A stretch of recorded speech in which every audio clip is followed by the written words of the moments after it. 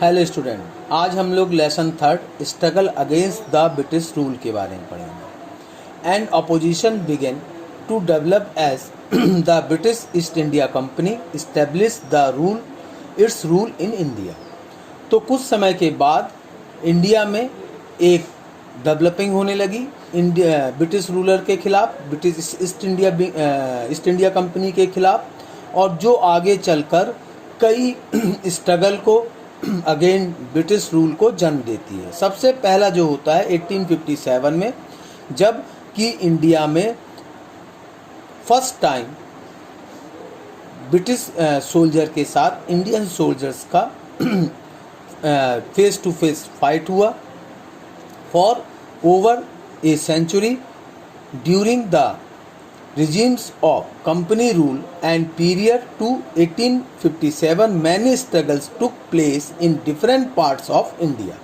The major struggle of Giri community, sannyasis in Bengal, Ahom revolt, Kasi revolt, Assam and Silhat struggle।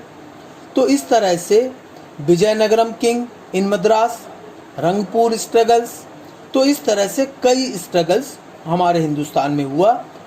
किसके opposite में, किसके against? British rules के खिलाफ। तो सबसे पहले सन्यासी अपराइजिंग हुआ। Among the civil uprising, the Sannyasi uprising was very important. कब हुआ ये? 1770 में। तो उस समय जो वो इंडियन बंगाल की इकोनॉमी थी और वहाँ के जो पीपल्स थे वो परेशान थे। तो जो पीसफुल सन्यासी थे उनने क्या किया? अगेंस्ट ब्रिटिश रूलर के विद्रोह में इन लोगों का साथ दिया। They got people support and attacked the factories, colonies and forts of the company. और वो पब्लिक सपोर्ट के मदद से जगह जगह, अलग अलग जगह पे जो ब्रिटिश कॉलोनियाँ थी, फैक्ट्रीज थी, वहाँ पे इन लोगों ने क्या किया? अटैक किया। फिर उसके बाद चौरा अपराइजिंग हुआ। ये भी आपके लिए क्यों हुआ कि जो आपके ब्रिटिश गवर्नमेंट के द्वारा मिदनापुर में जो उनने लगान वगैरह बढ़ा दिया, जिसकी वजह से वहाँ के लोग ब्रिटिश गवर्नमेंट के खिलाफ 1768 में आर्म उठा लिए और उनके खिलाफ लड़ने लगे। फिर उसके बाद आपका मुंडा अपराइजिंग। तो हो एंड मुंडा दो लोग थे, ये ट्राइबल्स थे छोटा नागपुर के पास। इनने भी क्या किया? ब्रिटिश गवर्नमेंट के खिलाफ विद्रोह कर दिया। फिर इसके बाद Kols of Chota Nagpur were up in arms when their lands were given to Muslim and Sikh. तो वहाँ के भी लोगों ने, जब उनके ज़मीनें मुस्लिम और सिखों को ब्रिटिश गवर्नमेंट देने लगी, तो वहाँ के भी खोल्स ने क्या किया?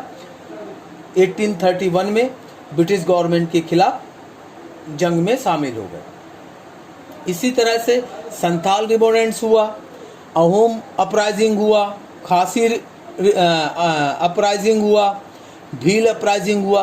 तो समय समय पर ब्रिटिश रूल के खिलाफ इस तरह के कई विद्रोह हुए और जिसकी वजह से ब्रिटिश गवर्नमेंट क्या हो गई? घबरा गई या हिल गई। तो सबसे पहले जो अपराइजिंग हुआ या विद्रोह हुआ वो हुआ था 1857 में। The year 1857 was eventful year in the history of India. It was in that year that the great arm uprising took place against the British rule in India. तो उस समय ये सबसे बड़ा ब्रिटिश गवर्नमेंट के खिलाफ हथियारों के साथ विद्रोह था। It began on 10 May 1857 in Meerut with the revolt of Indian soldiers. तो जो इंडियन सोल्जर्स थे उनने क्या किया? ब्रिटिश सोल्जर के खिलाफ हथियार उठा लिए। Discontent against the British rule, the maintain earlier the policies of imprison by the British create unrest among Indian rules and chiefs. The British had entered into an agreement with them by signing the subsidiary alliance, but this agreement could be violated by the British at their own will. Sindh, Punjab and Awadh were annexed by them. तो British government क्या करने लगी, अपने साथ दूसरे जो Indian rulers थे उनके साथ एक अलायंस बनाने लगी, मगर वो जो था वो उनके फेवर में था। वो अब उसके अपने हिसाब से उस बिल्स को क्या कर रहे थे, तैयार कर रहे थे। और भी कई कारण थे, ठीक है, जैसे आपके fair of loss and religions of caste, लोगों को जो ब्रिटिश गवर्नमेंट की पॉलिसीज थी जिसकी वजह से जो कास्ट और रिलीजन्स के बीच में एक डर पैदा हो गया। तो इस तरह से कई चीज़ें थे जिसकी वजह से 1857 और उसके पहले भी छोटे मोटे विद्रोह होते रहे और लोग अलग अलग ग्रुप में ब्रिटिश गवर्नमेंट के खिलाफ लड़ते रहे।